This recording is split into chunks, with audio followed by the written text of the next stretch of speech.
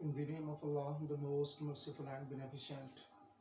Students of 5th class, Assalamu alaikum. Students, last lecture में मैंने आपको सेकंड स्टेंसर के बारे में बताया था. आज का जो टॉपिक है वो है stopping by woods on a snowy evening का थर्ड स्टेंजा, जो आज हम पढ़ने जा रहे हैं. स्टूडेंट्स, लास्ट स्टेंजा के अंदर भी और उससे सेकेंड लास्ट, उससे पहले जो स्टेंजा मैंने पढ़ाया था लास्ट वन, उसमें भी मैंने आपको इसके अंदर जो टेक्निकल टर्म यूज़ हुई थी स्टेंजा में वो भी मैंने आपके साथ जो है शेयर की थी और आज भी मैं करूँगा. First of all I want to tell you about the Urdu meaning of this stanza and which words are difficult is used in this stanza. I will share with you. And second one, I will told you and deliver about the explanation of this stanza. First line of this stanza is he gives his harness bells a shake. He gives his harness bells a shake.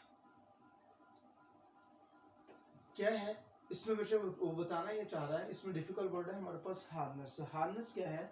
Harness जो है operating weapons है to drive है. Operating weapons to drive a horse.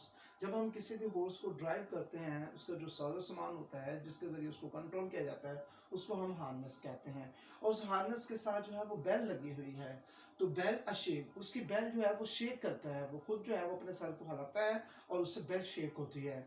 और फिर क्या है? To ask if there is some mistake.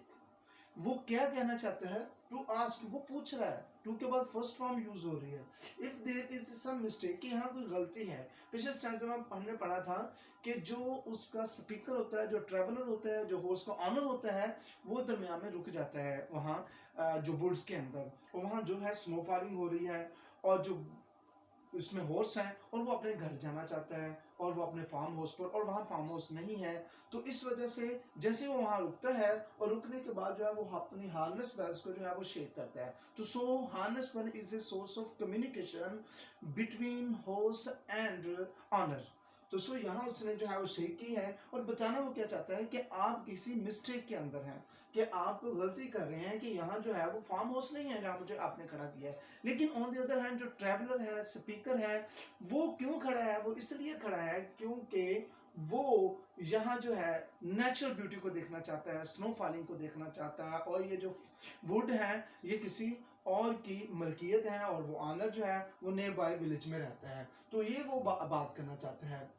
अब वो इसमें हमें स्पीकर जो है वो क्या बताना चाहता है? The only other sound the SVEEP. सिर्फ इसके अलावा जो है जहां हम खड़े हुए थे, सिर्फ क्या था वहां? Sound the SVEEP. सिर्फ वो आवाज थी जो कि हवा जब चलती है, हवा चलने के बाद हर चीज को, हवा चलने के बाद जो आवाज निकलती है, जब वो सफाई करते हैं हम किसी चीज की, उसको हम स्वीप साउंड कहते हैं. तो उससे जो आवाज निकलती है उसको स्वीप कहते हैं. कि सिर्फ वो साउंड थी. और इसके अलावा क्या था?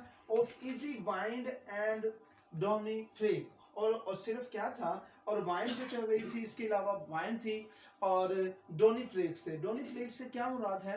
डोनी बेटा कहते हैं सॉफ्ट को और फ्लेक कहते हैं स्मॉल पीसेस को, छोटे छोटे टुकड़ों को. तो यहाँ डोनी फ्लेक्स से मुराद ये है कि स्नो के छोटे छोटे टुकड़े जो है, इनके जो स्नो फॉलिंग हो रही है वो हवा के जरिए जो है कभी इधर जा रही है कभी इधर जा रही है. अगर सिर्फ वो चीज है और इसके अलावा जो है साउंड द स्वीप, ये दो चीजें हैं. और थर्ड जो है वो क्या चीजें हैं? और हॉर्स और ऑनर है. इसके अलावा कुछ नहीं है. इसलिए ये जो हॉर्स है इसको अजीब व गरीब, वो स्ट्रेंज फील कर रहा है कि क्यों हम यहाँ जो है वो रुक गए हैं.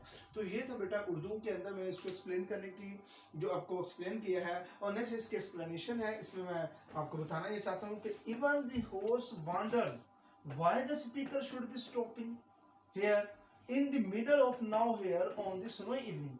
वो ये क्या है? क्वेश्चन कर रहा है कि स्पीकर क्यों यहाँ स्टॉप कर गया है इस जो है मिडल के अंदर, now here on snow evening, यानी कि इस स्नो इवनिंग के अंदर इस जगह पर आकर क्यों खड़ा हो गया है. ये क्वेश्चन जो है वो रेज हो रहा है हॉर्स के माइंड के अंदर. फिर क्या है? In the third stanza, when the horse gives his harness, जब वो अपनी हार्नेस बेल को जो है वो बताता है, हार्नेस बेल्स अ शेक, जैसे वो हिलाता है, the sound seems to pull the speaker out of his trans.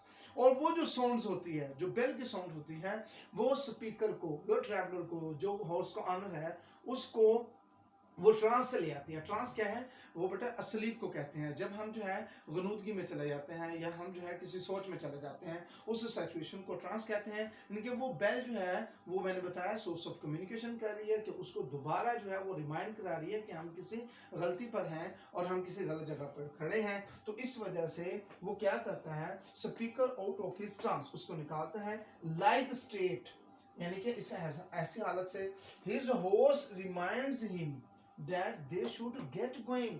इस ओर से जो है वो रिमाइंड कर रहा है, किसको रिमाइंड कर रहा है? अपने ऑनर को, कि हमें यहाँ से जाना होगा, हमें जो है ना, हम यहाँ नहीं रुकते क्योंकि हमारा यहाँ फार्म हाउस नहीं है। लेकिन जो ट्रैवलर है, स्पीकर है, वो क्यों रुका है? वो सिर्फ इस वजह से रुका है क्योंकि वो देखना चाहता है इस नेचुरल ब्यूटी को जो इसके अंदर राइटर ने जो है वो एक्सप्लेन की है, जो उस वक्त स्नोफॉलिंग हो रही है।